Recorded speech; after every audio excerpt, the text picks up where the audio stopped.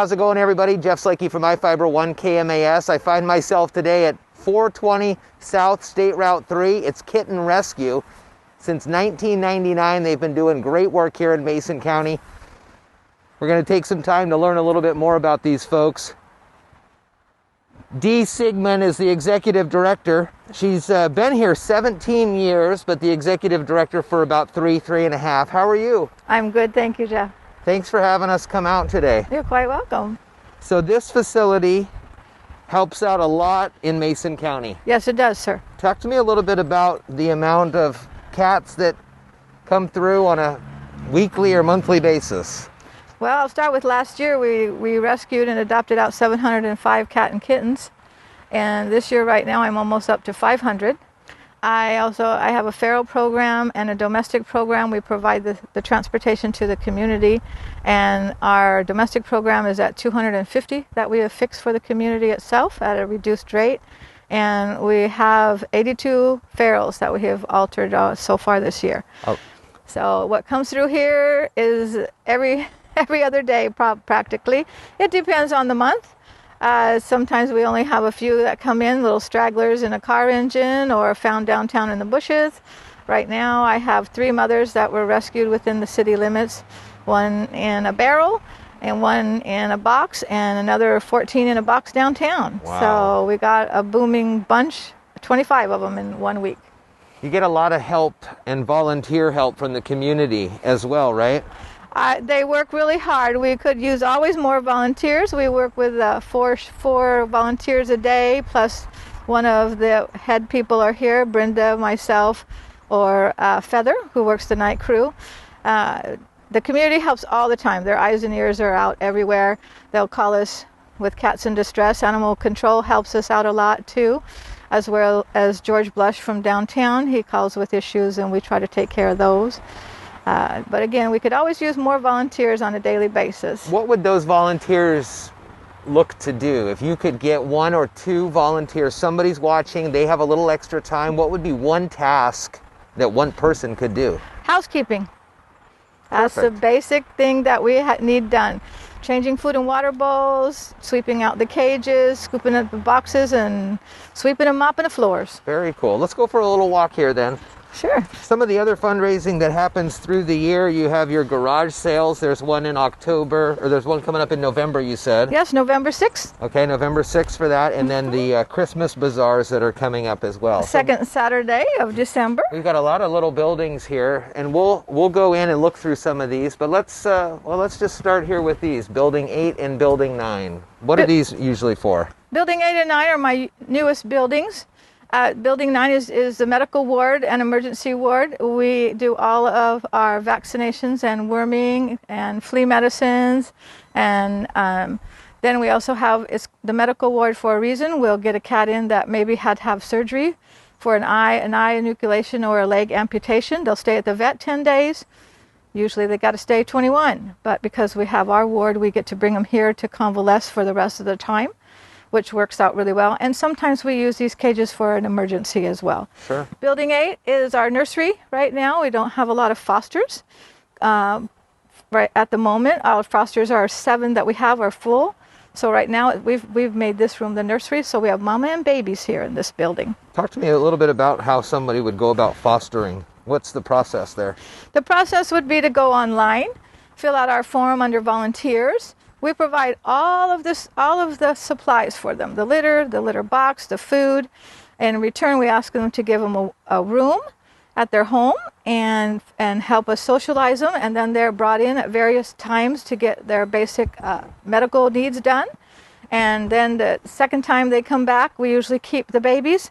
The foster will keep mom for another 2 weeks for us while her milk sac dries up and we'll get her fixed. Sometimes the mamas go back home, and sometimes they stay here with us and we adopt them out. How long is that length of time that somebody could have an animal fostered at their home? About 10 weeks. Okay. Yeah, okay. Roughly 10 weeks.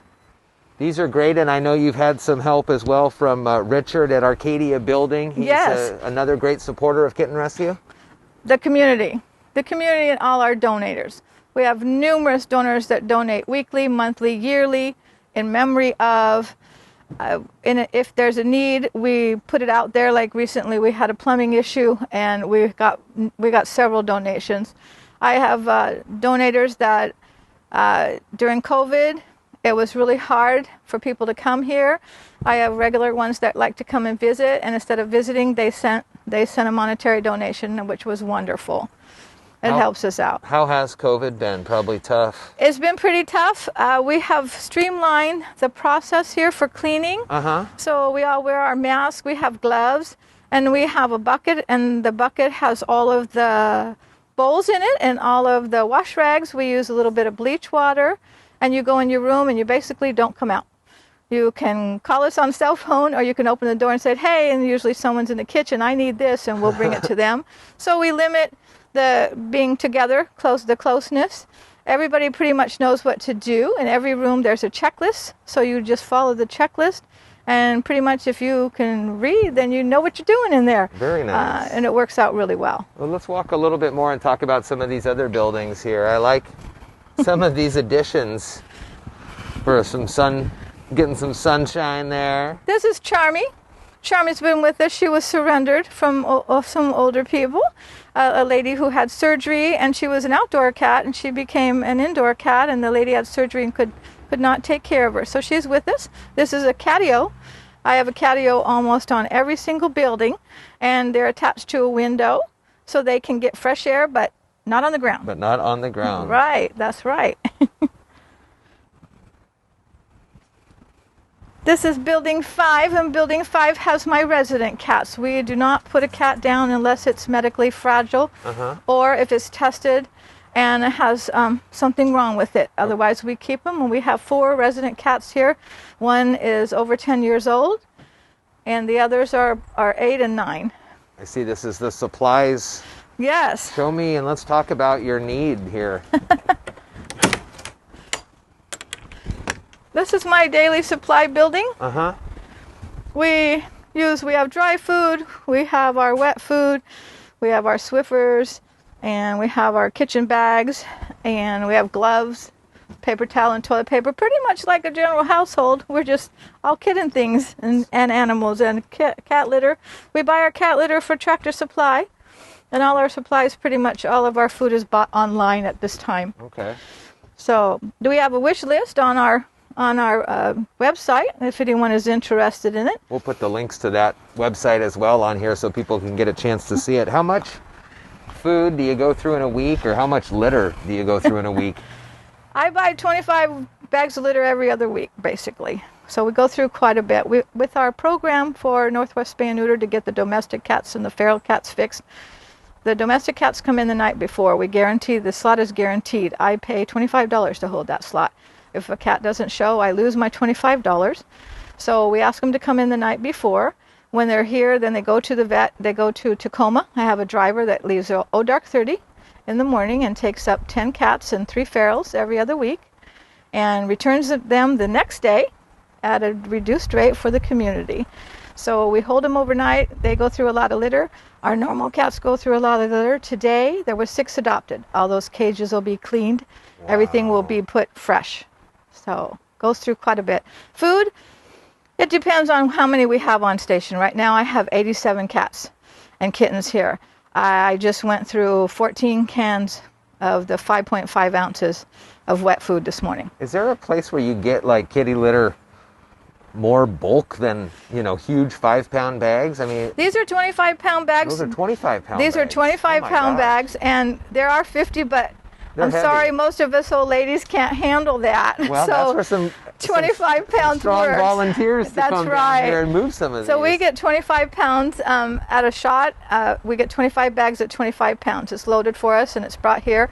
And as we speak right this minute, it's in my car. So we'll get the dolly help you out if you need afterwards. And we'll unload it here shortly. So we have ways to do things. We have shortcuts. Let's go through here and look through some of these other buildings. Which one is this? Building 6. This is Building 6. This is I was working on cleaning it if you want to go in there. Well, we don't have to go in there. Okay. It's up to you. That's all right. Let's take you to Building 4. Okay, perfect. Let's go in here and we'll see what's going on. Let's come out and check. This is Building 4.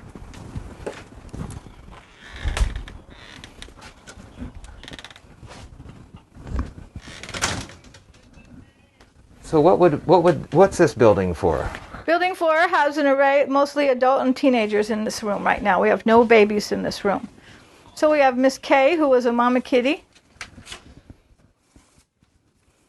She was surrendered to us from the Jefferson Street apartments. There was a lady who passed away, and she had 2 of our cats, so we took them back. When she passed away, she has no family members, and Miss Kay is one of them. Huh. This cat, right now, that was Charmy outside. As you can see, they have the whole cage to themselves. Oh, yeah, okay. Yes. These are ferret cages. This is a single ferret cage, and we came up with the idea to put 2 together. Sure, that's a great idea. And they have more room, basically. So this is a typical room. There's several cages in it. I can house 6 babies in one, a couple of adults in one. It just depends. I could have this whole room full with a bunch of cats at certain times of the year. I do. Dee, what are some of the biggest issues that are in Mason County when it comes to the cat population? I mean, with feral cats or just the amount of cats that may or may not be fixed? That is the major issue at this time. We have several programs that help at a reduced rate online on our website, and I'd like to just put that out to everybody. We provide the transportation, so it's pretty easy. The feral cats, on my other hand, are a little bit more difficult as I stay on station a lot. I do have a full-time job right now, so I'm here mostly at night and on the weekends. So I'm not able to trap. I don't have a trapper in town. So I give people the traps. I show them how to do it. They trap, they bring them in here, and we get them fixed. The community as a whole, it's just, that's the whole issue, is people are moving out of state. People are passing away, and family members at one time said they'd take them, and now they can't take them for various reasons. And so my waiting list is quite extensive at this time. But we do what we can. Sure. We try very, very hard. Do you have any other offices in the county? I don't have any other offices in the county. Animal Control helps me, Mrs. Watanabe, Shannon Watanabe officer. Other than that, nope, this is it. It's all I got. I can house 120 cats and kittens here at one time. But my staff is very depleted at this time. I guess. Let's go out Just like everybody else. Yeah, just like everybody else. That's right. So the need is great, again, as we've been talking about, for help and volunteering in a wide variety, from monetary to time to even fostering here at Kitten Rescue, again on State Route 3, kind of just off the first exit as you head your way into Shelton. We'll put the website link here on the screen too, and make sure that folks know. But Dee, if you can leave everybody with just some sort of final thought on, help control the pet population. We've heard those before, but what can you say to the folks in Mason County to encourage either help or to work with the kittens that they have to make sure they're all fixed and okay? This is a wonderful organization. Like Jeff said, I've been here a long, long time, and we would appreciate any help you could give us in the community. And if you have any questions, give me a call or go to our website. It's kitten, resq.net. Read about us. Check us out. Come by and see us if you just want to visit. And you can help us out with all kinds of things. Just let us know. Well, I appreciate the time. And again, folks, Kitten Rescue is a great organization that has done a lot and continues to do a lot for Mason County.